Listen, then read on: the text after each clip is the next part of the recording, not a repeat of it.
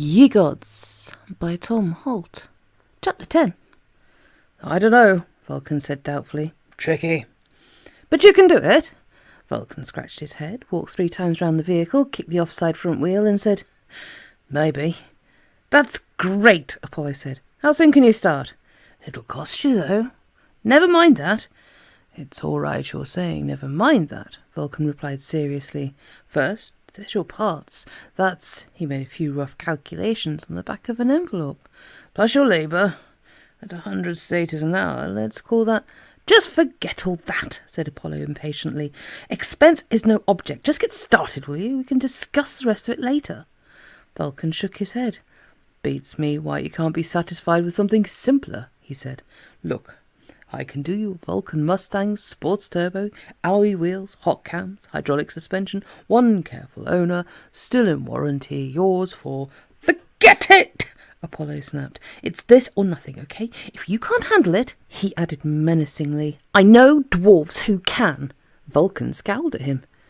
You please yourself, he said. It's your money. Exactly, Apollo said. I'll need it by the weekend, so get busy. Then he left and thereby neatly guillotining the debate. After he had gone, Vulcan spent about 20 minutes scribbling little sketches on the envelope. Then he looked at it, turned it upside down, shrugged, tore it up and summoned his assistants. His assistants are the Cyclopes, the monstrous one-eyed cannibalistic thunder giants of Sicily. At that particular moment, they were sitting around the tyre-changing press with a transistor radio turned up to full volume, playing poker and ogling the Pirelli calendar, which is not easy if you've only got one eye. Brontes, Vulcan called. Stenos, Bias, Kratos, gather round, we've got work to do. Grumbling, the Cyclopes abandoned their game and trooped through into the main body shop, their knuckles ploughing furrows in the dust as they came. Yeah, boss, said Brontes. Vulcan pointed to the thing on the hydraulic ramp. You see that? He demanded. Yeah, boss. What is it? Brontes scratched his head, thinking, as opposed to over-tightening bolts and hitting things with a mole wrench, was not his forte. Looks like a Volkswagen to me, boss. Well done, said Vulcan. Now listen to this. Thanks, George, Jason said. Call back about 9:30 tomorrow, OK? George scowled. You said that the last time, remember? All right. Meet you here in about half an hour, you said. George. 14 hours, George said. I lost track of time a bit, Jason snapped. I said I'm sorry, OK? George made no reply. Instead, he shook his head resentfully, put the golf cart into gear and drove away. Jason fumbled for his key, opened the door and walked in.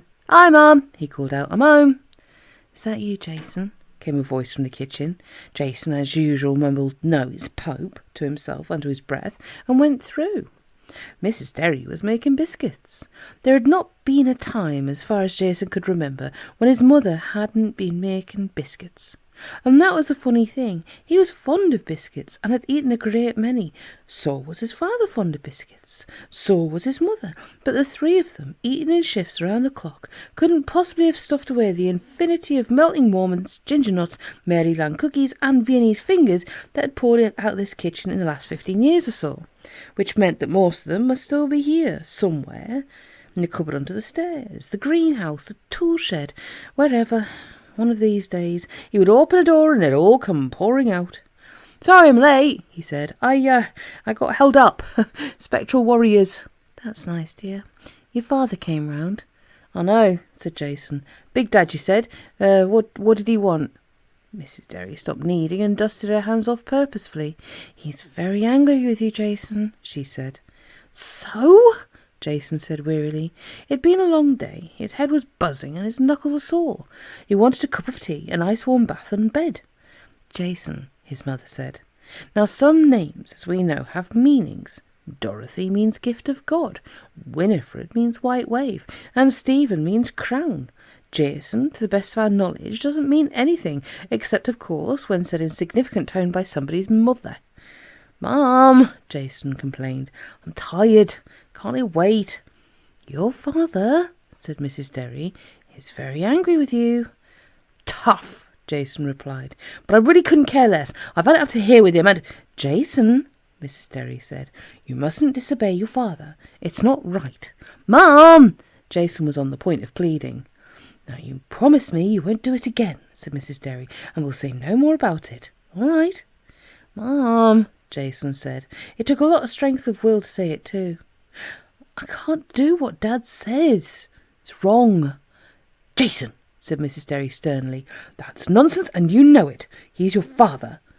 Jason wanted to object. He wanted to say that Attila the Hun had a son, and so had Genghis Khan, and there was a flaw in the logic of her argument if you could drive a very large vehicle through without even clipping your wing mirrors.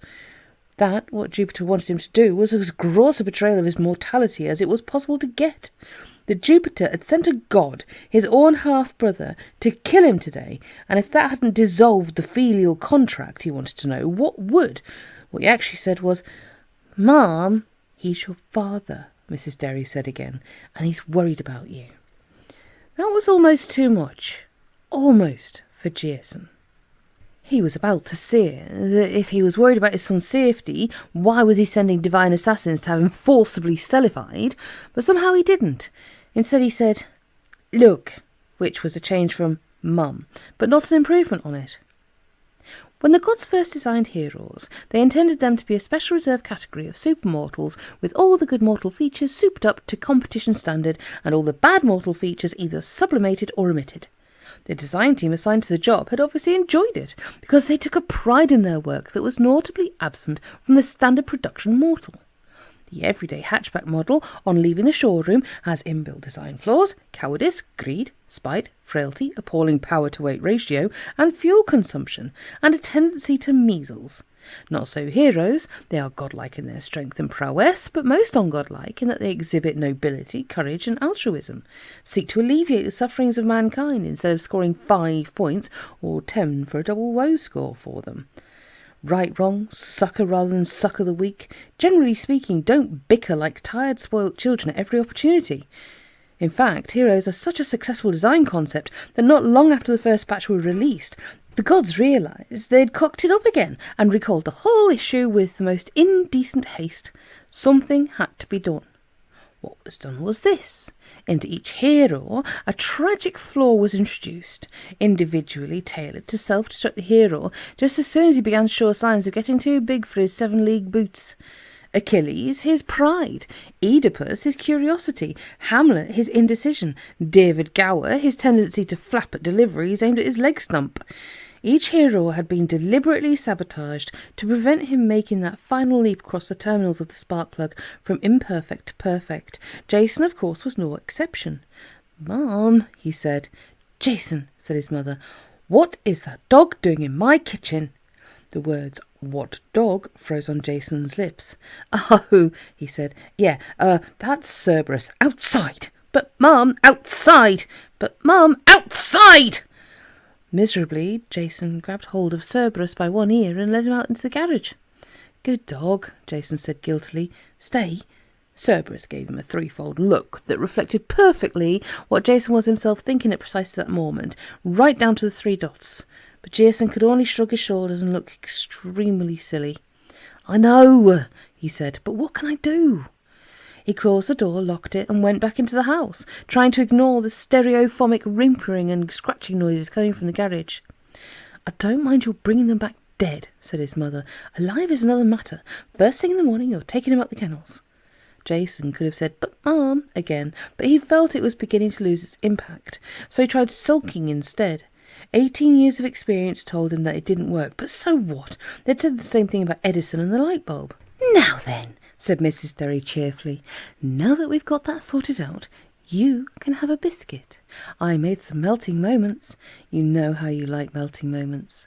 Jason nodded resignedly. Yes, he liked melting moments and would do what he was told.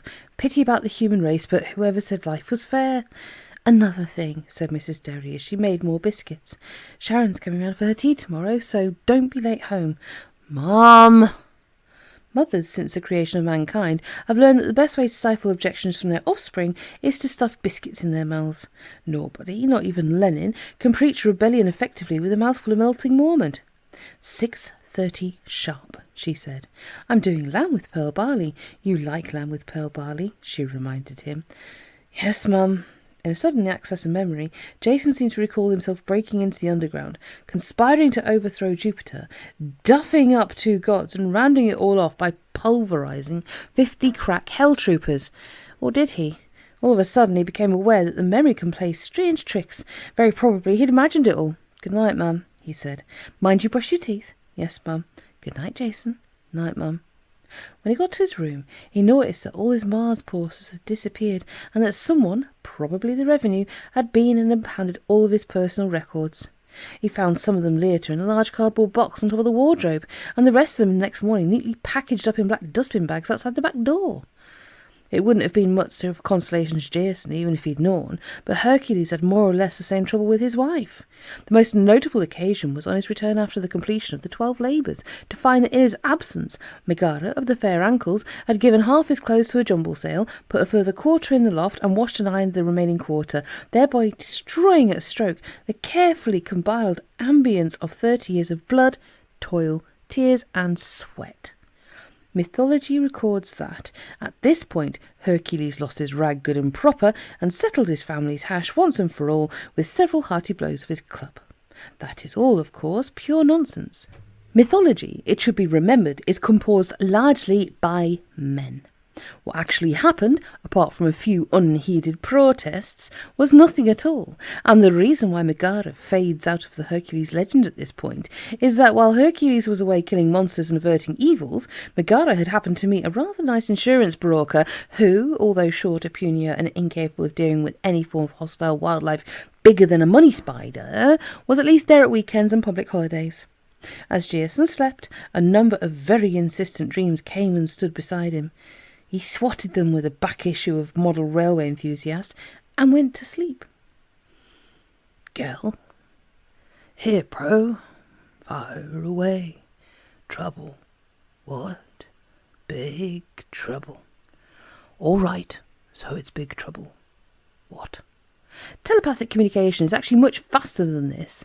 It belts through the air at a simply alarming rate, just like the new information technology that so nearly reproduces it, and so we can legitimately omit Prometheus's resume of the scene between Jason and Mrs. Derry, logging back in at the point when Gelos says, "Oh shit," without having abridged more than 3 seconds of actual time. "Oh shit." "Exactly," agreed Prometheus. "Now what do we do? Nothing for it, is there? You mean?"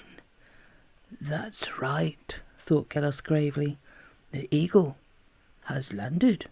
In the sickbay of the Sun, Aesculapius was doing more business in one afternoon than he had done for the last 50 years.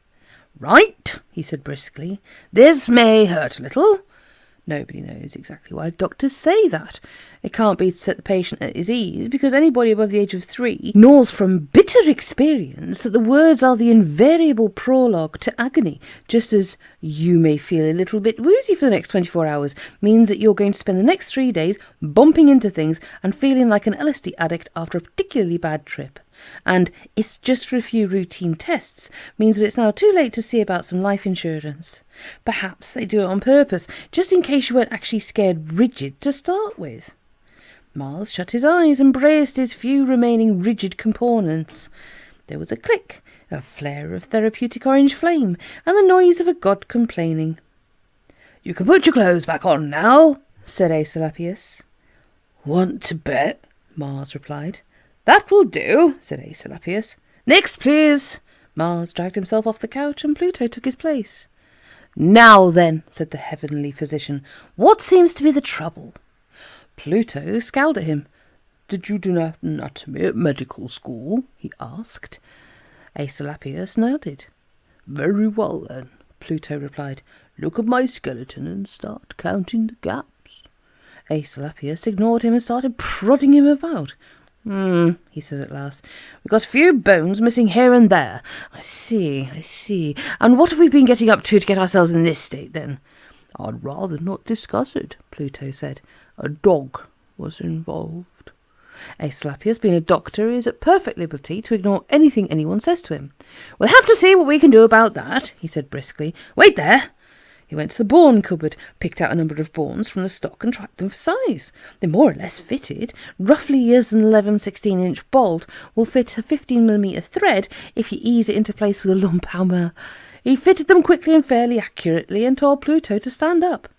"Ow! Ow!" said Pluto. Aesculapius helped him to his feet, told him to practice, and advised him that he might possibly experience some slight discomfort for the next 48 hours. Then he shooed him out and sat down for a quiet half-hour with a cup of Bothril and a gynecological journal. Outside his surgery, Mars and Pluto compared notes. "It's not good, is it?" Mars said. "Distinctly worrying," Pluto agreed. "What I want to know is how that confounded Derry boy managed it."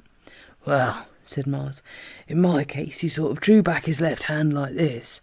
No, said Pluto, wincing slightly. "That's not what I meant. How did he get the power to fight with the gods? Mortals can't fight with gods, not usually. It's just not possible. Like wrestling with the wind. We're in a different dimension to them, unless, of course, they have help." "Help," said Mars bitterly, "isn't usually hard to find, is it? I've scars to prove it." "Oh, I agree with you," Pluto said. "In the past, one of us has always been only too glad to give his or her pet champion a helping hand against the rest of us. But not in this case, surely. We're all united. Nobody has anything at all to gain from enabling Derry to fight with us.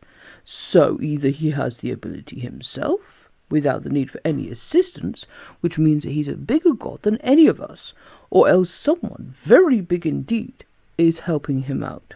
And the only person that big is—" "Exactly," said Mars.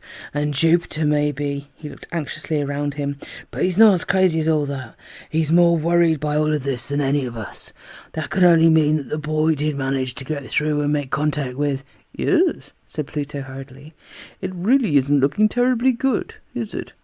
"Quite right," said a third voice. "And while we're on the subject, you both think I'm crazy, do you?" The two gods looked around and saw Jupiter standing behind them. He hadn't been there 5 seconds ago, but really that is neither here nor there. When you're dealing with an omnipresent supreme being, even looking behind the sofa and turning on all the taps is a complete waste of time. "Anyway," said Jupiter briskly, "I've solved everything, with no help from any of you clowns as usual. All our troubles are over. You can get back to loafing about and looking decorative. Put your collar straight, Ma. You look like you've just been let out of prison." When Jupiter vanished, Mars turned to Pluto and shrugged. "What we need right now is a drink." Pluto nodded. "Or 2 drinks. Quite right." Having come to this eminently reasonable conclusion, they left the sickbay and were crossing over the road to the bar when they were knocked down by Phoebus Apollo, who was test driving a 1960s Volkswagen Beetle converted into a chariot drawn by 4 winged dragons. Jason was woken from deep sleep by a sound uncannily like a large bird tapping on his window with his beak. Being half divine, Jason could sleep through most things, but not this. After a period of semi-consciousness, during which he was troubled with dreams involving huge thrushes knocking snails out of brightly coloured shells, he pulled himself out of bed, groped hazily for the sort of who the hell cares anyway, and tottered to the window. He pulled aside the curtain and saw a large bird tapping on the glass. "Shoo!" he said. The bird refused to shoo. He noticed that it was in fact an eagle, and although one eagle looked pretty much like another to him, he made an intuitive assumption and opened the window 6 inches. "What do you want?" he asked. The eagle replied by thrusting a talon in the crack and shrieking. With a sigh, Jason opened the window fully, and the eagle hopped in, shook the rain out of its feathers, and turned into an extremely beautiful young woman. "Hello," she said. "Sorry if I woke you. Have you got a moment?" Jason nodded and waved vaguely at a chair. It had rather a lot of socks on it, and some of them considerable maturity, but the girl affected not to notice them. "I'm Eagle," she said, "but you can call me Mary." Jason nodded again. He was fresh out of words. "I'm a friend of Prometheus," the girl went on, "and Gelos. Gelos isn't actually called Gelos, by the way, or at least he is, but it's not his real name. Really, he's called Thing." Jason nodded a third time, as if this was the most logical thing he'd ever heard. The girl smiled at him, crossed her legs, and went on. "What they want to know is, would you do them a small favour? It's to do with, what thing that Gelos was telling you about earlier on. You know, Jupiter and the diversionary tactics. I'm sorry to bother you with it now, but there have been gods watching the house most of the night, and I've only just managed to get rid of them." Jason's befuddled expression must have seemed to the girl like a request for an explanation of how she'd managed that, because she coloured slightly. "Oh, it was easy," she said. "I just told each of them in turn that I'd meet them in 10 minutes behind the—" "Ah, "So," said the girl, "what they'd like you to do is—" no," Jason said. "Sorry." The girl stared at him. "Sorry?" "Yes." "No," said the girl. "I meant sorry, meaning— what was that you said?" "I said sorry." "Before that?" "No." "Oh," The girl frowned. "why?" "I'm busy tomorrow," Jason replied. "Another time, maybe." This seemed to have a strange effect on the girl. First she peered closely at her arms and then her legs, and then she got up and looked at herself in the mirror. Having apparently satisfied herself that all was well, she came and sat down again. "No, but seriously," she said, "what we'd like you to do is—" "Really? No," Jason answered. "No can do. Out of the question." "But, in fact," Jason went on, "I hate to do this, but I'm afraid the whole thing's off. I've thought it over, and the fact is I'm not going through with it. After all, Jupiter is my father, and it really isn't—" "He tried to kill you." "Well, yes, there is that," Jason admitted. "In a sense, there's something in what you say, but—" "He sent Mars and Pluto and 100 hell troopers." "The hell troopers are just for fun, surely," Jason said. "I mean, you can't be expected to take an opponent seriously when he pops up out of the ground at you like one of those fast-motion films of a tree growing." The girl put her head on one side and nibbled absently at her shoulder blade.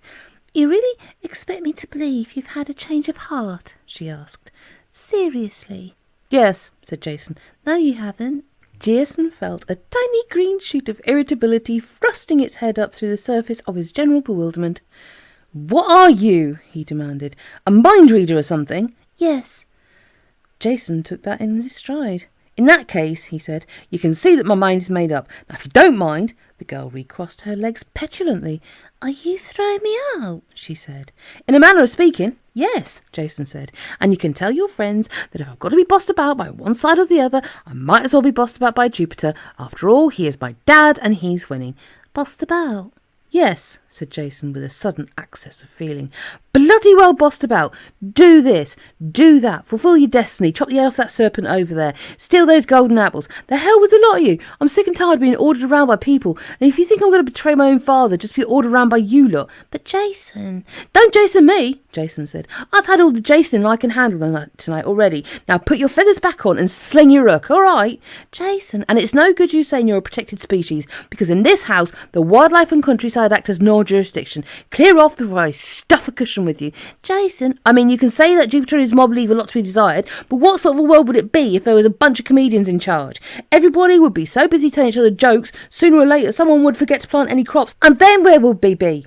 "Jason—" Jason Derry made an exasperated noise, grabbed the sword and whirled it round his head, neatly but unintentionally slicing through the electric light flex. The girl squawked, grew feathers, and hopped onto the windowsill. "Out!" Jason said. The eagle gave him a filthy look, spread its wings, and vanished. Trembling slightly, Jason closed the window, put the sword away, and climbed back into bed. And not long afterwards he was asleep again. That, he realised in retrospect, was a mistake. He had been sleeping quite happily for upwards of a quarter of an hour when a dream came to him. Since the window was shut, the dream had to squeeze in via the mains through the severed electric flex, and it stood at the head of Jason's bed for 30 seconds or so, getting its breath back. Then it gingerly inserted itself into his mind and got down to business. It seemed to Jason as if he was standing in a queue. It was a long queue, and he couldn't see the end, and he didn't know what it was for.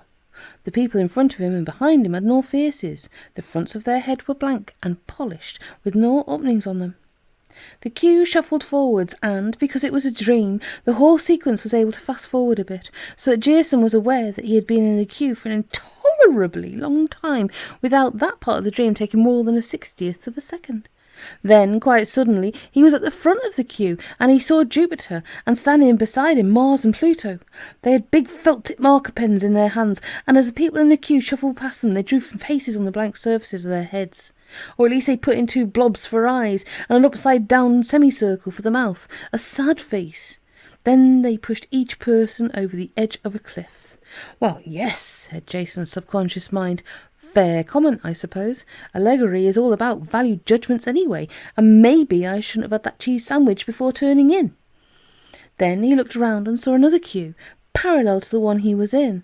It was exactly the same, except that Gelos and Prometheus were at the head of it, and the faces they drew in had upright semicircles for mouths, smiling faces. And when these people were pushed over the cliff, they didn't fall. Instead, they drifted up into the air like space-walking astronauts, hovered for a few moments, touched down again, and walked round to the back of the queue.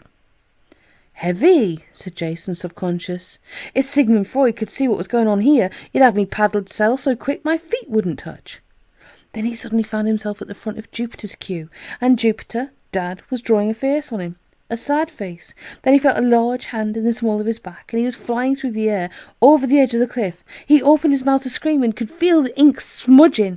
And then as he fell, but slowly since it was a dream, he saw 3 dots in the sky, very far away. The further he fell, the larger the dots became, until they turned into 3 eagles. 2 of them flew straight past, but the third swooped down, caught hold of him in one talon, and carried him back up. The other talon held a bag of chips, which it offered to him. Then he was back on the cliff top again, and feeling extremely angry. He had a duster in his hand now, and he walked up to Jupiter, wiped his face off, and drew in a very sad face indeed. Then he picked the god up and tossed him over the edge. His subconscious mind started kicking up no end of a fuss, but he ignored it. It felt good. The dream grinned and stood up. The bit with the duster had been his own idea, and although it knew that Thing didn't really approve of ad-libbing, he felt it's probably the duster which had turned the scales. Pausing only to blow deep sleep into Jason's eyes, the dream trickled back up into the light flecks and vanished. Half an hour or so later, Jason woke up sweating. He could hear something. He listened carefully. Nothing. He swore drowsily and tried to go back to sleep, and then he heard it again. It was the sound of a dog, or 3 dogs, or 1 dog with 3 heads, barking. Indigestion woke up suddenly, gurgled, realised what was going on, and made a grab for the alarm clock. At the 4th attempt, he made contact and prevailed upon it to stop ringing. That made things better, slightly. The various personifications of abstract concepts who form the non-commissioned ranks of the divine hierarchy, greed, fear, spring, hope, Pennsylvania, wealth and appendicitis, to name but a few, Plato refers to them as the forms, and why not? Have an arduous time of it. As their great spokesman, Discontent, put it on the occasion of the January Rising of 1979, the forms do all the work, but the gods get all the gravy. This dichotomy between work done and status accorded was marked enough before the gods left Olympus. After the move, however, the gods delegated the entire management of their various portfolios to their respective teams of forms. Mars handing over the conduct of war to Death, Fear and Victory, Minerva appointing as her attorneys Philosophy, Prudence and, curiously enough, Needlepoint, and so on, but neglected to raise their salaries, grant them the right to receive the worship of mortals, or even let them use the management cloakrooms. Each form remains answerable to his head of a department for any errors or omissions, but receives little or no practical assistance with anything but the broadest and most far-reaching policy decisions.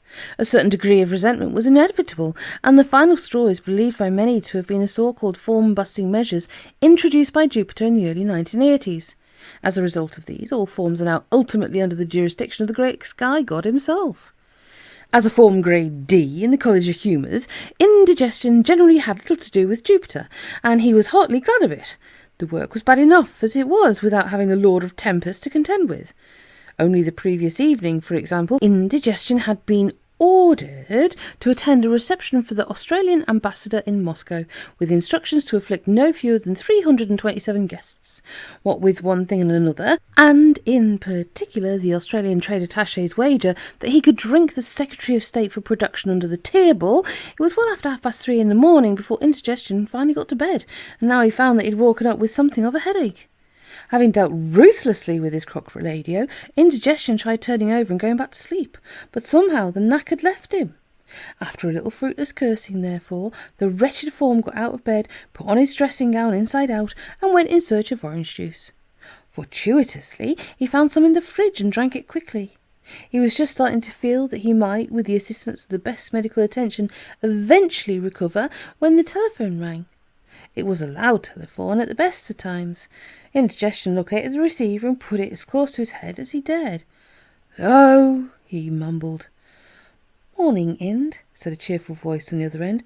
How's tricks? Indigestion winced. Could you please speak a little more quietly, please? He whispered. I have a slight... My God, Ind, said the voice. You aren't hungover again, are you? Beats me how you manage it. Indigestion scowled at the receiver until he discovered that contracting his brows made the rest of his head hurt. It was in the nature of Health, his immediate superior, to be rude, but just now he wasn't in the mood to make allowances. I was working late last night, he replied coldly, and it is my day off. Sorry, Ind, Health said. All leave cancelled by order. Be at the departure bay by 9 sharp. Sorry, mate, said his boss. That's how it is. All maladies and infirmities to report immediately. No excuses accepted. Oh, come on, Hell. No buts, chum, said Health. Oh, yes, and you'll be in charge. You'll like that, won't you? Try not to cock it all up. There's a good lad. Bloody hell. Health laughed. I know, he said, but I can't make it. Off sick, he explained. Actually, I promised faithfully to take the old bag round the shops this morning, and if I don't, she'll kill me. But that's just between you and me, right? Despite his annoyance, Indigestion could feel a slight flicker of sympathy for his superior. Health was, after all, married to Efficiency. Ruthless Efficiency, the lads in vouchers called her. So what's so important that I've got to work on my day off? Indigestion said resignedly. If it's just another flu epidemic.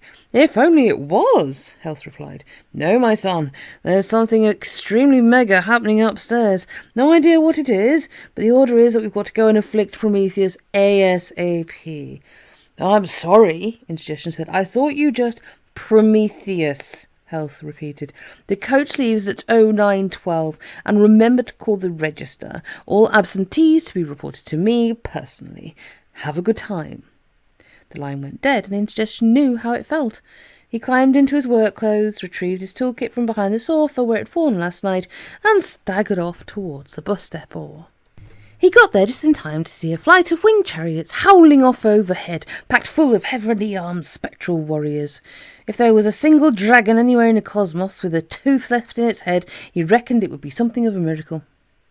Thanks to Mrs. Health's determination to do her shopping instead of her work, someone had made one almighty mess of the transport arrangements, and when Indigestion arrived at Bay 340, he was informed that the coaches intended to convey the maladies to the Caucasus Mountains had been commandeered by Vulcan and the Cyclopes to transport themselves and their mobile workshop. All the other coaches were spoken for, of course, and with the winged chariots taken by the military, it looked as if Prometheus, whatever he was going to have to endure today, would be doing so in virtually perfect health. After 10 minutes or so of running around arguing with irritable forms with clipboards, Indigestion happened to bump into Venezuela, who was standing in a long queue behind the only telephone box on the concourse that didn't take phone cards. "What are you doing here?" Indigestion asked. "Standing in for violence," Venezuela explained. "He'd got tickets for some poetry reading or other, so I said I'd help out. If I'd known what was going on, I wouldn't have bothered." "What is going on?" Indigestion asked. Venezuela grinned. "Balloon's finally gone up," she said. "The word is that the old fool has finally flipped and put a contract out on you-know-who. Such is the level of paranoia in heaven that periphrases such as you-know-who are practically meaningless." Indigestion sighed and asked her to be more specific. "You know," Venezuela hissed. "Laughing boy." Indigestion stared at her. "You can't be serious," he said. "On the contrary," Venezuela replied. "If the big J is to be believed, this is your last opportunity to be anything but serious. 24 hours from now is to be VG Day, and the password is Killing Joke, if you're interested." "Look," said Indigestion, "what on earth is going on? What have I missed?" "Well," Venezuela replied, looking around carefully, "I was talking to Rumour, and he reckons that the hero who went off the rails and we all had to look for, the Derry kid." "Yes," said Indigestion, "I know him." "Do you?" "He's been eating a lot recently," Indigestion explained. "Go on." "Well, apparently," said Venezuela, "the Derry boy was subverted by you-know-who." "Look." "All right," said Venezuela. "By the person we don't talk about, whose name begins with G and who makes people laugh. That old prophecy thing. Indigestion nodded. A mistake on his part. And then, Venezuela continued, when the two of them, Derry and the person in question, had broken out of wherever he's been holed up all this while, beating up Ma and Plu on the way, I might add, the Big J had very cleverly managed to nobble Derry and make him change sides. I thought he'd already done that. Yes, said Venezuela. I mean, no. Look, he was on our side, right? And then he defects to them. Now Jupiter's got him to come back to us. Quite the human tennis ball, in fact. Quite. Apparently, Venezuela went on, Jupiter fixed it by getting at Derry through his mother. Anyway, that's what Bliss told me a moment ago, but you know Bliss, dead ignorant. And so what it means is that the enemy's come out into the open, but without a hero. In dead shtuck, in other words. And so it's all hands to the pump time, to see if we can nail him before he gets back to his place of safety. Fun, isn't it? Indigestion breathed in deeply and sighed. Venezuela wasn't the sort of person one would choose to talk to when one has a poorly head, but he caught the gist of it. Hang on, though, he said. If we're supposed to be going after Gale, shh! All right, after you know who, why did Hell say we were all being sent to afflict Plymouth? Shh! Shh! What's it? Said Indigestion. Surely we should all... Venezuela grinned. And who do you think the great smart-ass will go running to once he's realised his pet hero's ditched him? Oh, said Indigestion, I see. Particularly, Venezuela added, when he hears that his old buddy and fellow traitor is being beset by maladies and spectral warriors and so forth. Be round here like a shot. Don't you worry. And then we'll have him. Smart thinking, no? Indigestion nodded, slowly this time, and pulled a wry face. Oh, well, he said, I suppose it had to happen. Look, do you know where I can get hold of at least 4 large coaches? We should have been on the road about 15 minutes ago. Coaches are a bit tricky, Venezuela replied. But if a winged chariot or so be any use to you... Fine, you could try OFT, Venezuela said. Oh, marvellous, the call box is free. You got a change for a 20? Indigestion finally tracked down old Father Time in the bar drinking Guinness and talked to him into a loan of his old but reliable Vulcan V12 Camaro. It would be rather a tight squeeze getting all the maladies on it, he reckoned, but it was worth a try, and in the circumstances, if the worst came to the worst, it probably wouldn't be the end of the world if they left Tennis Hoboy behind. Once he'd found the vehicle, put the horses in the shafts, put the harness on the horses, checked the tyre pressures and wound back the in-flight movie, it was nearly 10:30. Fortunately, old Father Time's chariot can cope with that sort of problem, and by 11:15, Indigestion was coming into land on the peak of one of the Caucasus Mountains. Not that he was the first to arrive. Not by a long way.